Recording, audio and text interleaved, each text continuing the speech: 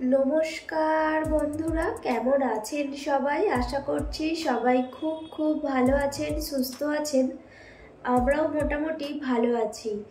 বেশ কয়েকদিন হলো একটু সর্দি কাশি এই হচ্ছে ব্যাপার আমার। আর সেই কারণেও আসলে রেগুলার ভিডিও দিতেও পারছি না, ভিডিও এডিট করাও হচ্ছে না, কারণ গলাটা একটু বসে গিয়েছে, সেই কারণে আর কি এডিট করতেই পারছি না, এই আর কি। তো আজ হচ্ছে পয়লা বৈশাখ। তো পয়লা বৈশাখের দিনে আমি ঠিক কী করলাম সেটাই আমি আপনাদের সাথে শেয়ার করব।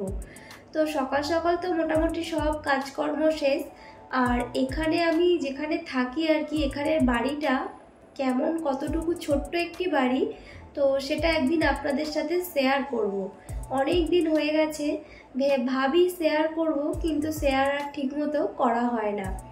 তো যাই হোক, মোটামুটি এখন যে ঘরটি দেখছেন এইরকমই ছোট ছোট দুটি ঘর রয়েছে, এই আর কি। তো যাই হোক, মোটামুটি সকালবেলা এই যে ঘরদোর পরিষ্কার করে স্নান টান করে নিয়েছি। তো স্নান টান করে একটু দোকানে গিয়েছিলাম, দোকানে মানে নিচেই মার্কেট, তো সামনে ফুলের বড় দোকান রয়েছে, অনেকগুলো দোকান। তো ওখান থেকে একটু ফুল কিনে আনলাম, এনে আর কি একটু পুজো দিচ্ছি। রোজকারের হয়তো ফুলটা দেওয়া হয় না, মাঝে মধ্যে দেওয়া হয়। তো মোটামুটি আজকে যেহেতু একটু পয়লা বৈশাখ, নতুন বছর, তো সেই জন্য ভাবলাম কি সব কিছু একটু ভালো করেই করা যাক, এই আর কি। তো মোটামুটি সকালবেলা উঠে স্নান টান সেরে একদম ঘরদোর পরিষ্কার করে আগে হচ্ছে ঠাকুরের পুজোটা দিয়ে নিচ্ছি। আর প্রতিটা বাড়িতে কিন্তু পয়লা বৈশাখের দিনকে মানে প্রচুর রান্না বান্না, খাওয়া দাওয়া, প্রচুর কিছু হয়। তবে কিন্তু আমাদের বাড়িতেও সেম জিনিসটি হয়, তবে কিন্তু এই বছরে পয়লা বৈশাখের দিনকে আজকে হচ্ছে পড়েছে একটি বার। তো কি বার সবটাই আমি বলবো, তো সেই কারণে আর কি পুরোটা নিরামিষ হবে বাড়িতে, সেটাও আমি আপনাদের সাথে শেয়ারও করব। আর এই বারটি এমনই, আসলে ভাত রাত কিছুই খাওয়া যায় না, মানে ভাত মুড়ি চিড়ে চালের জিনিস মোটামুটি কিছুই খাওয়া যায় না, এই আর কি। তো ষষ্ঠীর বার, তো বাচ্চাদের জন্য করলে ভীষণই ভালো আর কি। মা তো সেই জন্যই আর কি।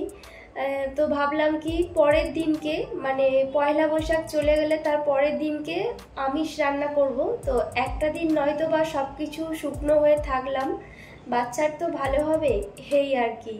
তো যাই হোক, বাচ্চাদের জন্য এই ষষ্ঠীর বারটি করা হয়, প্রায় অনেকেই করে থাকেন আর কি। তো মোটামুটি এই যে কি রান্না করব চলুন নিরামিষ, সেটাই একটু আপনাদের সাথে শেয়ার করি। এইদিকে এই যে দেখুন, একটু মশলা টশলা জলের মধ্যে ভিজিয়ে রেখেছি, গোটা মশলা আর কি। আর গতকাল রাতে হচ্ছে ঘুগনির জন্য কড়াই ভিজিয়ে রেখেছিলাম, এখানে বড় বড় করে এই যে 4 পিস আলু দিয়ে দিলাম, আর একটু নুন আর একটু হলুদ। আর যখনই আমি কিছু নিরামিষ রান্না করি তার জন্য সব কিছু মশলাপাতি আমার আলাদা আলাদা করে রাখাই থাকে, তো সেগুলো নিয়েই আর কি আজকে রান্নাবান্নাটা করব। তো যাই হোক, কড়াইটাও আমি এখানে সেদ্ধ করতে বসিয়ে দিলাম। চাইলে আমি কড়াইটাতে আলুগুলো ছোট ছোট করে কাটতে পারতাম ঘুগনির জন্য, তো কেন জানি না মনে হলো আজকে একটু অন্যরকম করে বানাই। তো মশলাপাতিগুলো ওদিকে জলের মধ্যে বেশ কিছুক্ষণ ভিজিয়ে রাখছি, যাতে আমার আর কি মিক্সিতে পেস্ট করতে খুবই সুবিধে হয়। আর যেহেতু দুপুরবেলার খাওয়া দাওয়া এটা, আর রাহির পাপা একদমই খুব একটা লুচি টুচি খেতে পছন্দ করে না, তো সেই জন্য আর কি খুবই অল্প করে কয়েকটা লুচি করব রাহির আর আমার জন্য। ভেবেছিলাম ওর জন্য সামান্য একটু ভাগ করে দেব, কিন্তু লুচিটা দেখেছি আমি মাঝে মধ্যে বানালে তো খেতে ভীষণই পছন্দ করে, সেই জন্য ভাবলাম বাচ্চা মানুষ 1টা থেকে 1.5টা লুচি যদি খায় তাহলে তার আর পেটে কোনো জায়গাই থাকে না ভাত খাওয়ার মতো।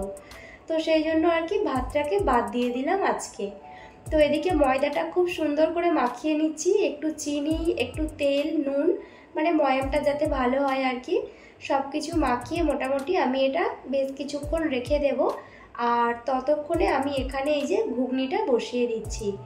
তো নিরামিষ ঘুগনি, তেমন কিচ্ছু দেওয়ার নেই, একটু তেজপাতা, শুকনো লঙ্কা আর টমেটো তেলের মধ্যে দিয়ে দিলাম, ভালো করে নাড়িয়ে চাড়িয়ে। এখানে মশলাতে কি দিচ্ছি সেটা একটু বলি।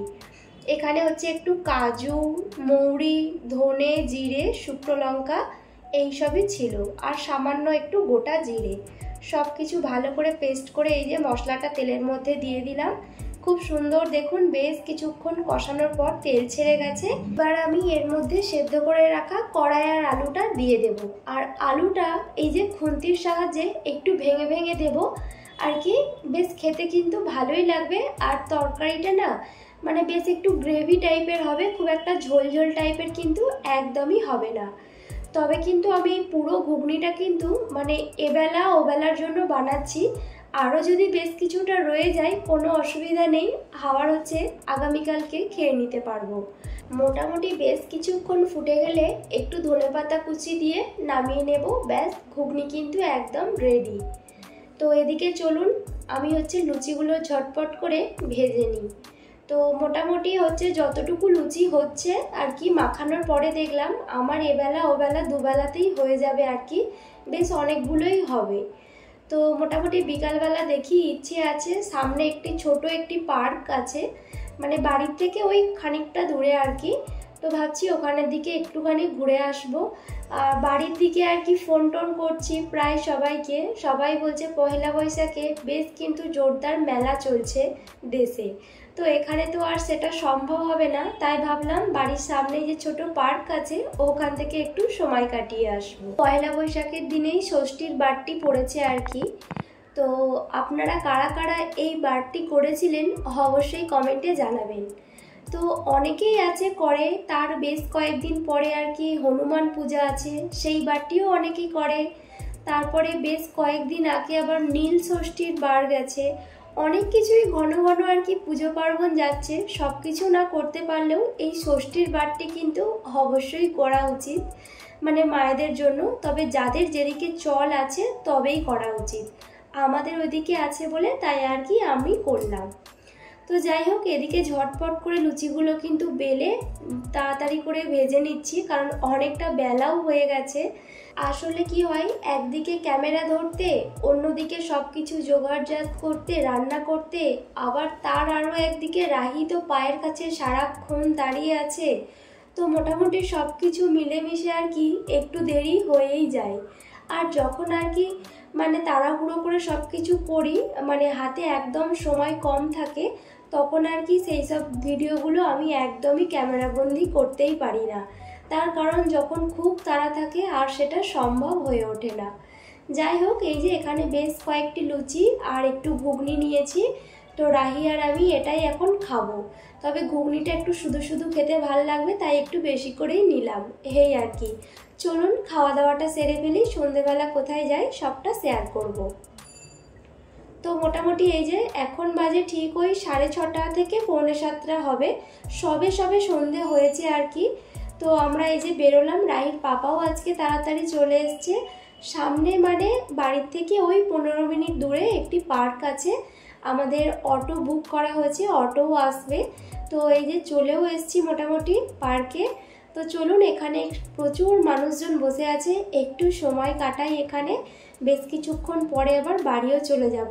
তবে পার্কটির নাম কি এখানে পুরোটাই তামিলে লেখা ছিল, আমি সেই কারণে বুঝতে পারিনি, তাই আমি আর নামটা বলতে পারলাম না।